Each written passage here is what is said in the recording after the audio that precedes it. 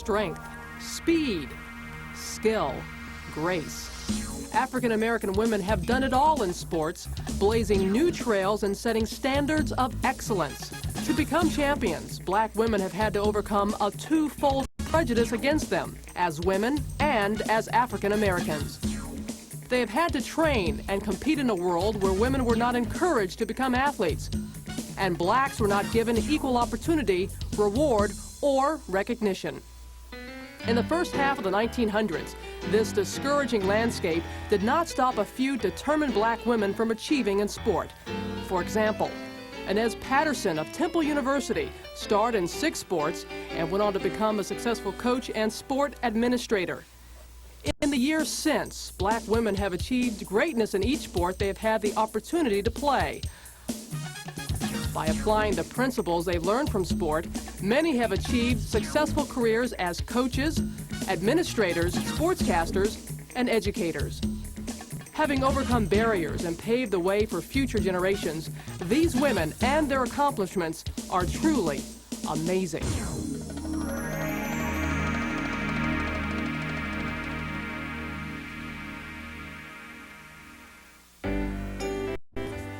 The course of sport history was changed forever in the segregated 1950s by sport pioneer Althea Gibson.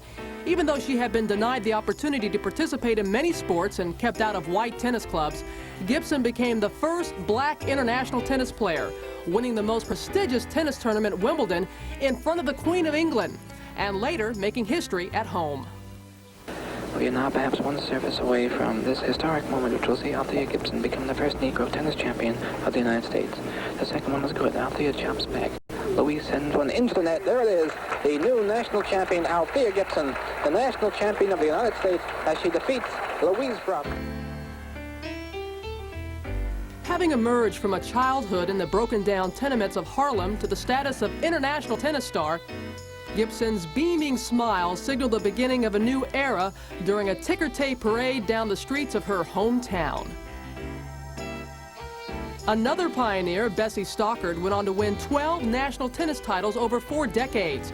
Stockard helped establish African-American acceptance in all-white tennis clubs. As a contemporary of Althea Gibson, Stockard recalls those days. At that particular time, I would have thought it would have been very difficult for Althea to rise to the occasion, but she did, and we all appreciate what she did. And surely we can say she's a pioneer, we can say she's a role model. Incredibly, Althea Gibson's imprint on sport did not end with tennis.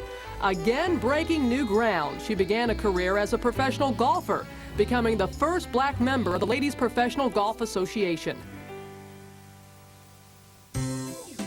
At the beginning of the 1960s, as the civil rights movement gained momentum and black Americans were demanding equality, Wilma Rudolph, in one of the most dramatic performances in sport history, won the title of the fastest woman in the world on the Olympic track in Rome.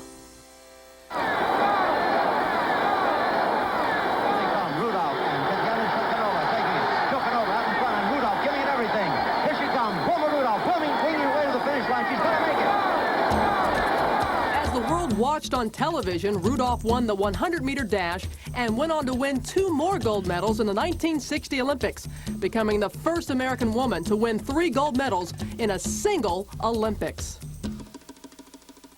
So when you go back and you think of everything that happened during those times, like the 40s and the 50s, and then you come up in the 60s and you see someone like a Wilma Rudolph come and win 3 gold medals for not only Wilma Rudolph, but for her country, for all of us. These people participate for us. They're over there representing us, and to see her win 3 gold medals, it really would almost bring tears to your eyes. Rudolph's accomplishments are even more amazing, considering that at the age of 4, she was stricken with polio that paralyzed both her legs. But Wilma Rudolph, who had to teach herself to walk and then to run, became a true American hero.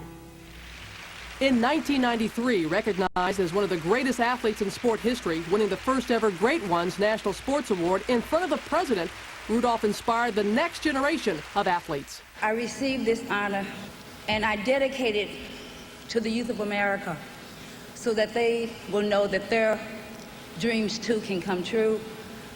And also to my mother, who is 84 years old, Blanche Rudolph. Thank you so much for this honor. On the heels of Althea Gibson and Wilma Rudolph's triumphs, African-American women have made dreams come true in many sports.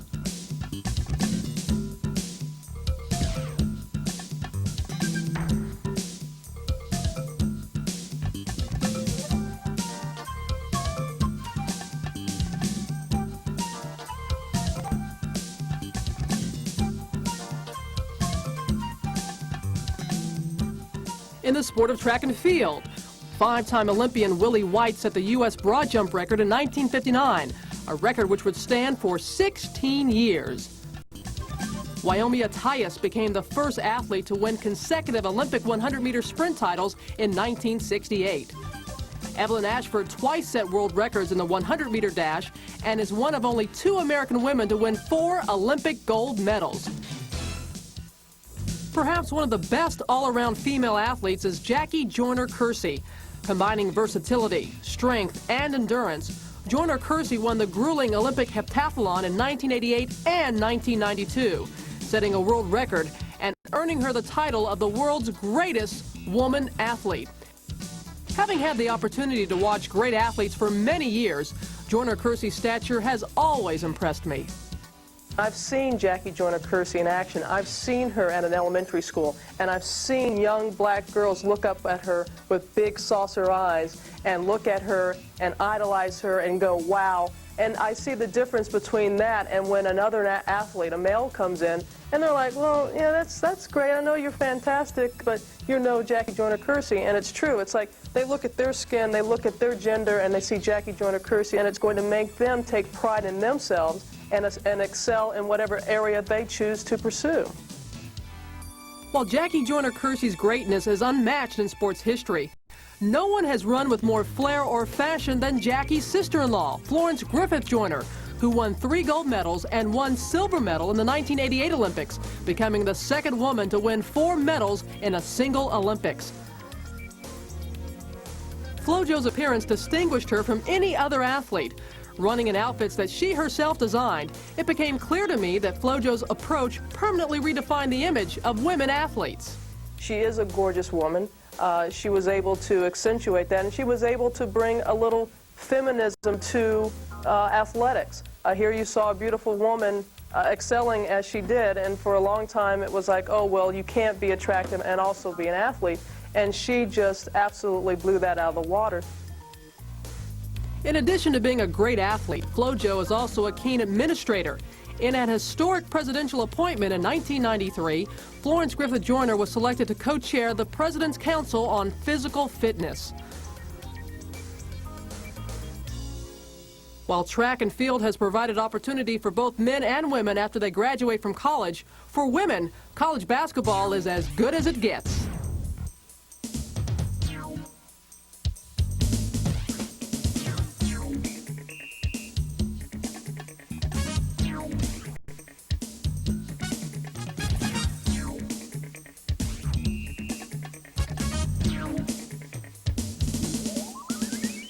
Some all-time great African-American women basketball heroes are Lucy Harris, a 1976 Olympian, and the first African-American woman to be drafted by an NBA team. Lynette Woodard, the all-time Big 8 scorer for men or women, the captain of the 1984 U.S. Olympic team, and the first woman to play for the Harlem Globetrotters. Cheryl Miller, the 1984 NCAA Tournament MVP, when her University of Southern California team won its 2nd consecutive NCAA title. Miller is now the head coach at USC.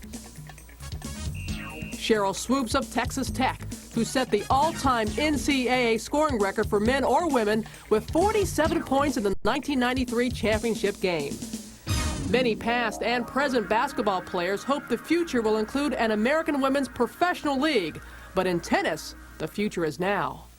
Zena Garrison Jackson, a Wimbledon finalist, a 2-time U.S. Open semifinalist, and 2-time Olympic medalist, has come a long way. I started in a public park, and here I am today, you know, playing in places all over the world and doing things that a lot of people, or even myself, would have never imagined that I could do. Like Garrison Jackson, Lori McNeil went from playing tennis in the public parks in Houston to the Wimbledon quarterfinals in 1986 and the U.S. Open semifinals in '87. High-profile sports like tennis, basketball, and track and field are not the only athletic opportunities for black women. When given the opportunity to participate in other sports, they have enjoyed, mastered, and become champions in them as well.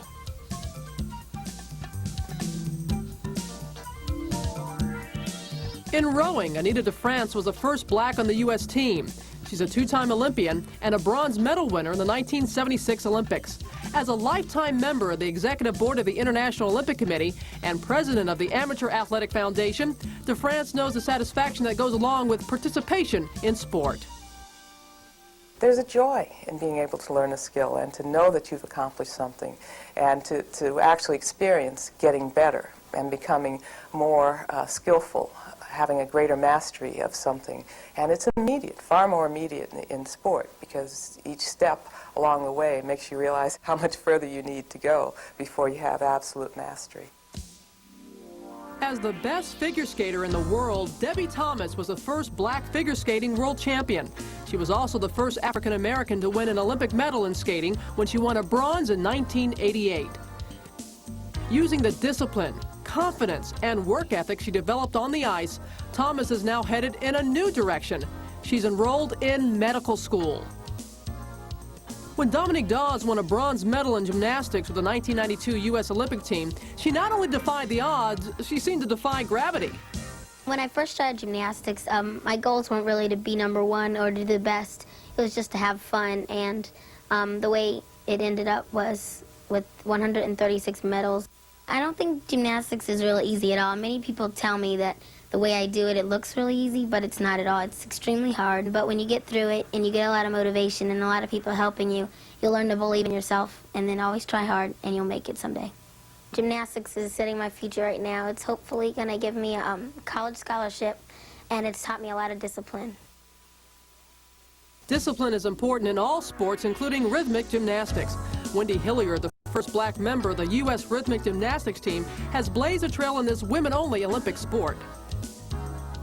The athletes in rhythmic gymnastics are so well-rounded because you have to have speed and you have to have coordination. You have to be flexible, yet you have to be strong. All of these things in one, when they see that background and then you see the finished product on the floor, that gives everyone a more appreciation about the sport. One of the sports that has been underappreciated is lacrosse. Tina Sloan Green was the first black member of the U.S. lacrosse team in 1968. She was also on the national field hockey squad. Flo Hyman was considered one of the greatest volleyball players ever. In 1986, Hyman's tragic death of Marfan syndrome at the age of 31 stunned the sports world. In her memory, the annual Flo Hyman Award is presented to a female athlete who exemplifies the commitment to excellence that was epitomized by Jackie Joyner-Kersee in 1988. Nikki Frank is a two-time Olympian and two-time national fencing champion. She knows firsthand that many people have a limited view of the opportunities for black women in sport. I was on teams, you know, and if you went somewhere and someone didn't know you, the typical question was, well, what do you run? And there's nothing wrong with track. It's a great sport. There's nothing wrong with basketball. It's a great sport. But African-American girls and African-American women can do anything that they want to do and they put their mind to and they work hard at. These women have taken the same hard work, discipline, and dedication that brought them success on the playing field into their personal lives and professional careers in coaching, business, and sports administration. For example, Anita DeFrance, a former Olympic rower, recognized for her contributions in the world of amateur athletics, has achieved the position as president of the Amateur Athletic Foundation. DeFrance now works at broadening sports opportunities for young people. I knew how important it was to me to have that experience. I wanted to make sure the kids knew about the noblest of sports, the sport of rowing, and the sports of fencing, and the sports of archery, and all the sports that are on the program of the games, which we don't often hear about. And to know that those sports are open to girls and to boys. To know that there might be an opportunity someday to be a coach or administrator, that the world of sports can be open to them. Coaching was open to Nikki Frank as a direct result of her own fencing prowess. Frank, a three-time fencing coach of the year who took her 1992 Temple University team to the NCAA championship, knows the important role that coaches fill. So I've done many things in the sport of fencing besides just competing, and I feel that is also important for women, and especially for African American women, to have that presence, to be a role model for youngsters that might just be starting out. Another veteran Temple coach, Tina Sloan Green, won recognition as National Lacrosse Coach of the Year and led her team to 3 national championships. Sloan Green has found that coaching has brought even greater rewards. I've had the opportunity to watch, I'd say, over 200 women grow up into outstanding career people. And I think that, more than anything, is keeps you going. That, to me, is more important than winning 3 national championships. Bessie Stockard and Dr. Ann Koger, who combined to win a national championship in tennis doubles in 1968, have both developed successful and versatile coaching careers. Stockard coached basketball at the Olympic and collegiate levels. Koger has coached basketball teams to state championships and has also coached volleyball and tennis at Haverford College. Both women have also been basketball referees. Marianne Washington and Vivian Stringer are 2 of the best college basketball coaches in the country. Washington, an Olympic handball player who also played basketball in the U.S. national team, became president of the Black Coaches Association in 1992. She coached her University of Kansas basketball team to 6 Big 8 tournament championships and 4 NCAA tournament appearances. Vivian Stringer was also a versatile athlete who became a Sports Illustrated Coach of the Year. She coached 2 different schools in the NCAA Final Four, Cheney State and Iowa. Great coaches are great leaders, but coaching is not the only sports career that requires leadership. Highly respected sports administrators have made American sport a reality. Dr. Dorothy Ritchie of Chicago State became the first female athletic director of both men's and women's programs in 1974.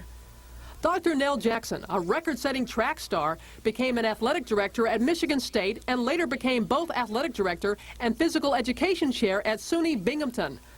Dr. Evie Dennis, a vice president of the U.S. Olympic Committee for 4 years, is now superintendent of the Denver Public Schools. Another way in which black women athletes have been able to stay involved in sport is sportscasting. For instance, as a student athlete at Southeastern Louisiana University, I was able to prepare for my broadcasting career. It's like this fantasy that so many men and women have had since they were children about being a sportscaster. To travel, the last 2 years I've been to Barcelona for the Olympics. I've been to Wimbledon twice, the Final Four, the Super Bowl. I mean, it goes on and on and on. I mean, it's something that everybody wants to be a part of. And I'm smack dab in the middle of it with the best seat in the house. I was planning to be a newscaster. That's what my goal was. As it turned out, I got sidetracked in rhythmic gymnastics, and that was my passion. But then I found out that I could put the 2 together. Sports is an important ingredient for success in many aspects of life. An NBA director of licensing who handles NBA merchandise, Michelle Savage Brown, understands that sports is an essential background for women in business.